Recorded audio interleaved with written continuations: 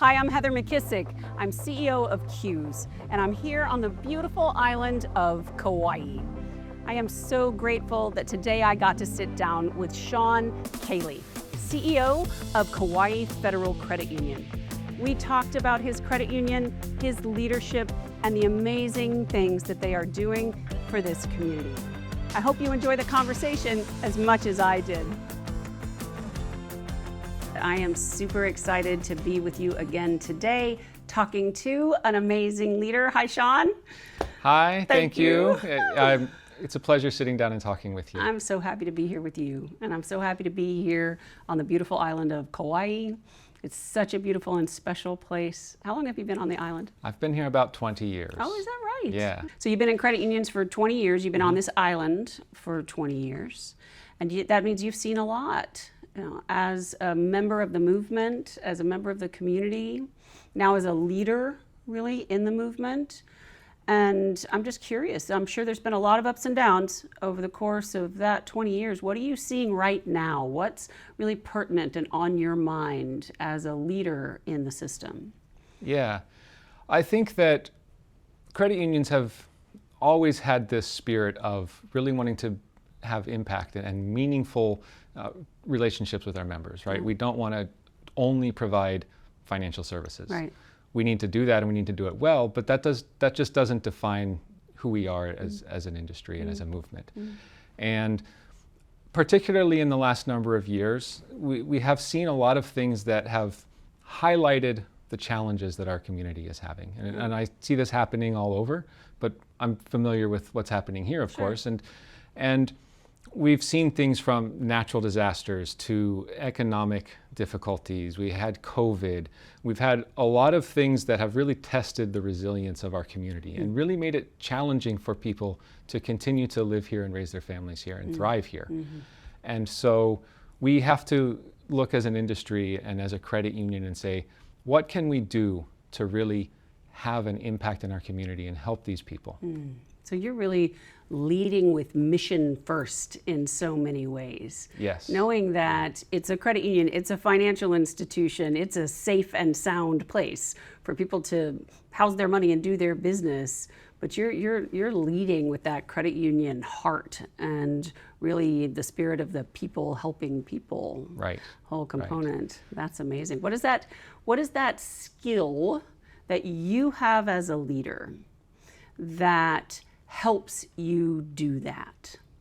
You know, tell us a little bit about you as a leader and what your leadership philosophy is that allows you to lead with mission first. Sure. And I think this is something that has developed over time. And I'd say when I started out in my career and really focused on what I can do and what I can control and what I can contribute. And then kind of expanding upon that and what can my team do, what can my credit union do, and what really has come out of that is a realization that we're not going to solve these problems by ourselves. Nice. And so it really is a matter of collaborating and working with the community, working with our partners to solve these big problems. And so one of the things that we've decided to do to really drive that impact and create something that can be meaningful in our community is to create an ecosystem where those collaborations can happen. So a couple of years ago, we decided that we were going to open a new office, expand our footprint, and we were going to enter the Kapa'a area. And we looked at a number of different options, but there was this old furniture store on the highway, 20,000 square feet, which is so much more building than we needed as a small credit union.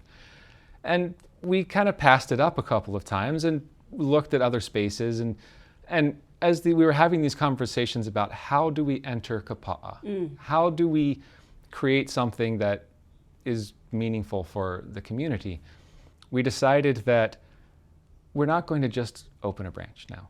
I think the best way is to re-look at that old furniture store, look at that 20,000 square feet and decide, how can we create a center there? How can we create a place where we can drive impact, help promote resilience in our community, and provide a range of services? Yes, people need help with their financial situation. Yeah. They need financial services. They need what the credit union can offer. And so we're going to be, and we always plan to be, a huge part of that. But they need more. And so we're working with community partners. We're working with people that promote food sustainability. We're working with people that are looking at climate resilience. We're working with people that are promoting the culture, right? It's important for us to honor the place that we're in. Nice. So we've opened up Kalu Kalu at 1624, which is an That's what it's economic... called? Yes, that is the name, Kalu Kalu at 1624. Nice. It was important for us to have, for this place to have an identity that was connected to yet separate from the credit union. Okay. To really drive home this idea that this is a cooperative effort.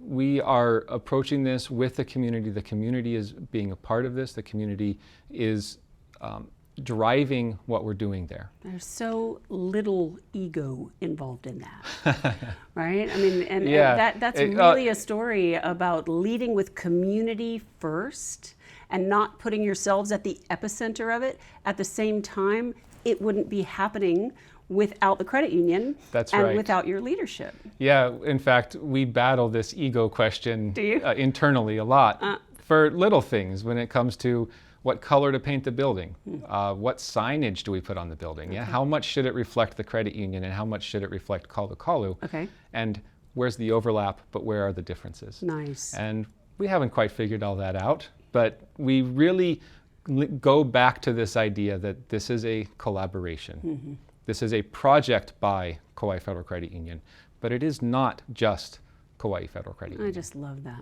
So tell me about Kalu Kalu. What's that mean? Kalu Kalu is an endemic grass to Kauai. When one of the core elements of this space is we want to honor the place. Yeah. Yes, and so Kalu Kalu was thought to have gone extinct. The area that Kapa is located in was considered the breadbasket of Kauai. It was a very lush place. This is where the royalty lived in historic times. Yeah, there was a lot of agricultural there. It was actually a wetland. A lot of it was a wetland. And as things changed, as sugar came in to be the predominant form of agriculture, the watershed wasn't managed the same way it was in the past. And so a lot of the water was diverted, these wetlands dried up, and a lot of the endemic plant species like Kalu Kalu disappeared. Went away. And we thought it was extinct, but it turns out it's not. And so the fact that it was gone, but it is returning, represents the resilience that we want to capture with the community. That's amazing. And also, this grass is wispy. Yeah, but when you weave it together, it becomes very strong. What a great analogy. Yes, and so we want to create a net. We want something that's very strong for our community to rely on.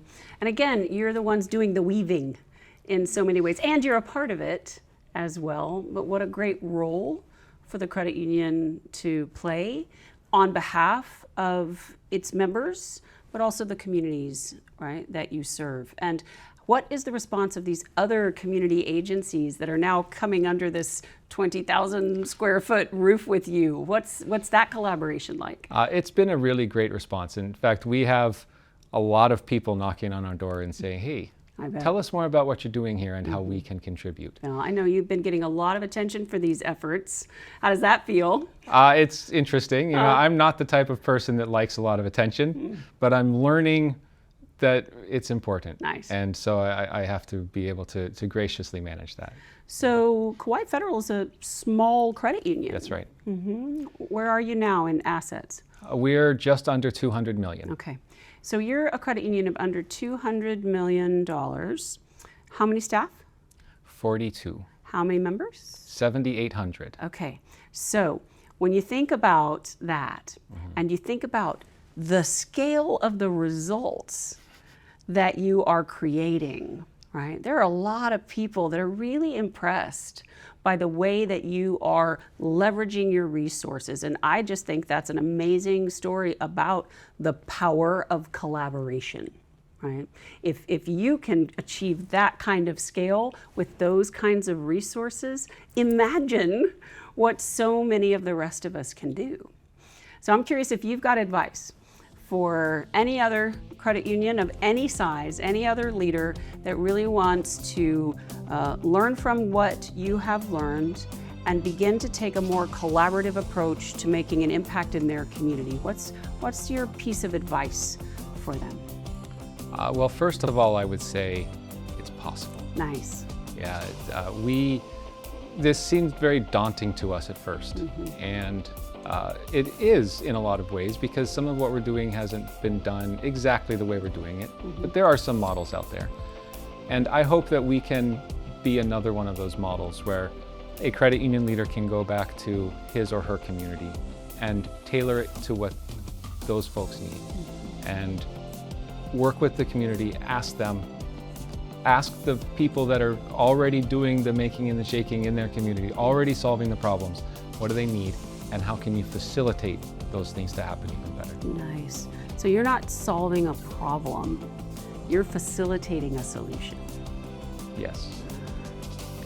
And in a way that is member-centric, community-centric. It's sort of unparalleled in a lot of places. Congratulations. Thank you. I'm so excited to see what happens next. And I'm really grateful that you took time to talk to us today. Well, thank you for sharing the story. I know you have a lot of great stories to tell. There's a lot of credit unions out there that are doing amazing things. It's true, and you're one of the best. Thank you. Thanks again.